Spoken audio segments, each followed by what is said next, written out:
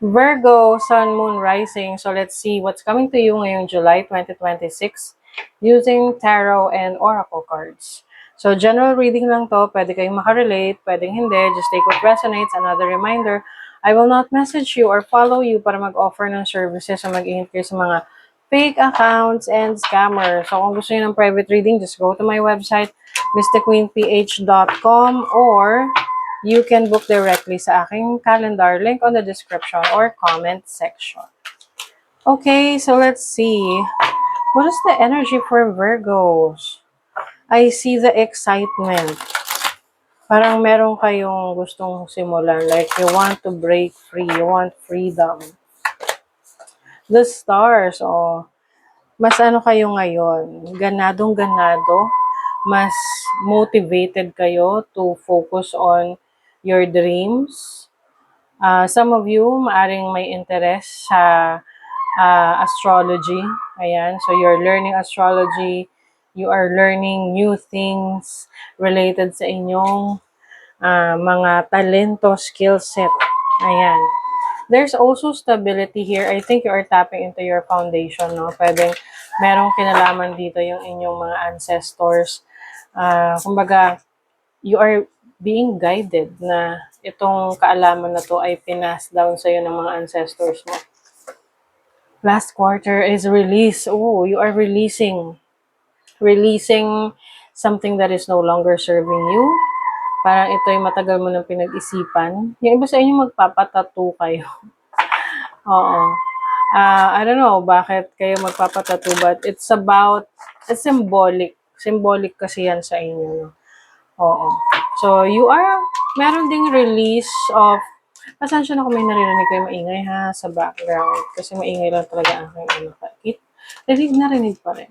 Anyway, so this is about release of what is no longer serving you. Pwede nga iba sa inyo may paglilinis, like general cleaning. It's like pag-declutter, yung mga bagay na hindi niya na ginagamit sa bahay, ipapamigay, ibebenta niyo na. Your overall energy, the 5 of Cups. Meron pagsisisa sa mga bagay na hindi niyo ginawa before. Like, for example, meron kang pangarap tapos hindi mo pinurso yun. May plano ka, hindi mo ginawa ng paraan, hindi mo sinimulan. So, ngayon parang iba sa inyo medyo nagsisisa na sana pala, ginawa ko na siya before. Pwede kasi may point of comparison na, let's say, yung di ba yung iba, sinasabi nila na, yung maraming mga sumikat na ngayon ng mga content creators ng pandemic, na ang gaganda na ng buhay, na sana pala, yung iba doon, sana pala, sinasabi nila na, sana pala, nag-vlog din sila, no? So, some of you, ito yung tipong dating gusto mong gawin and you really want to do it, kaya lang hindi mo siya sineryoso. You have the Queen of Cups energy. I feel like gusto mo tong bigyan ng chance. You want to give yourself a chance to nurture something, to nurture your dreams, your goals, na iniisip mo na kung aalagaan mo to, siseryosohin mo, makikita mo talaga yung resulta nito, yung bunga nito. Now, your challenge is the 7 of Swords. So, ang challenge dito, minsan kasi nagsa-self-sabotage ka. Yung bang kalaban mo rin minsan yung sarili mo, na you become so critical of yourself, na kasi dapat ganito dapat perfect kasi, no? Ganon. Minsan hindi mo siya masimulan kasi gusto mo magsimula ng perfect. But you know what? Nobody's perfect. 'Di ba? Sabi pa nga nila, practice makes perfect, but nobody's perfect, so why practice? So, ito yung challenge sa'yo na how are you going to, kumbaga, release yourself from this overthinking, from this self-sabotage energy, no? At mag-focus sa sarili mong kakayanan. The Page of Wands. So, as your challenge, I think, may mga pumipigil sa'yo na gawin, simulan, to go on an adventure. May mga pagkakataon na parang iniisip mo, baka hindi ka pa ready. Hindi pa to yung tamang oras. But you know what? Sabi nga nila, there is no perfect time to start, but the best thing would be right now. Mm. Now, your opportunity, oh, 'di ba? You have the opportunity to start something emotionally fulfilling sa buhay mo. This can be a relationship. This can be a career path na nandun talaga yung passion mo, your love for what you do.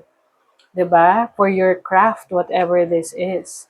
So you have the opportunity to do that. You also have the King of Pentacles. So this is someone na very uh, in control of what this person can do. So ikaw yan. Kasi Virgo energy, this is an earth sign. So you have the opportunity to control things. Kumbaga, ikaw yung may control. What you can control is yourself. So kung kaya mong kontrolin yung sarili mo, edi kaya mo rin kontrolin kung ano yung magiging resulta ng mga gagawin mo, ng mga sisimulan mo. Diba? Now, your blessing is the Knight of Swords. Merong important communication from someone na ito yung magbibigay sa'yo ng eureka moment na, ay, totoo, I realize. Minsan kasi meron tayong mga nakakausap, no, na tao na nagbibigay sa atin ng idea na siya yung parang nagbibigay rin ng inspiration, nagbibigay ng enlightenment. So I see that for you na you will meet someone or you will talk to someone na pwedeng kilala mo na to. Or someone that will, touch your heart, kumbaga, na mangungusap sa'yo para to finally realize your abilities. No? With the Nine of Pentacles, as your blessing, meron kang sense of independence, no? Kakayanan to make more money, make more stability in your life. So, yung iba sa inyo, meron ditong, sabihin na natin, good luck pagdating sa pagkakaroon ng pets. So, kung wala pa kayong pets at mahilig kayo sa pet at gusto niyo magka-pet, ipag-pray nyo kung ano yung pet na kukunin nyo, alaga, no? Pusa, aso, isda, ano pa man yan. Kasi, parang yan yung, lucky charm nyo. Na, parang yan yung magbibigay rin sa inyo ng inspiration to focus on achieving your goals and your dreams. O, diba? Very excited kayo ngayon. You are very passionate. You are changing. Oh, some of you, meron kayong, alam niyo, mahilig ba kayong magsulat-sulat? Yung parang scripting, ganyan, yung sa manifestation. Yan. That will also help you to manifest your desires by writing them down. You also have crew working together as a unit. So, iba sa inyo, meron kayong mga importanteng tao sa buhay nyo na very supportive sa mga goals ninyo. And sila yung tutulong sa inyo na ma-achieve niyo yung goals nyo. Working together. Camaraderie, partnership, team effort. Ayan. Risk. O, yung iba sa inyo, magte-take kayo ng risk. Take a risk in your career change. Take a risk in your idea. You're going to take a risk in your business, relationship. O, sabi rito, take a chance. Every risk is a success when you're committed to learning and growth. O, diba? That summarizes your reading actually, Virgo. So that is your reading. Thank you so much. See you again.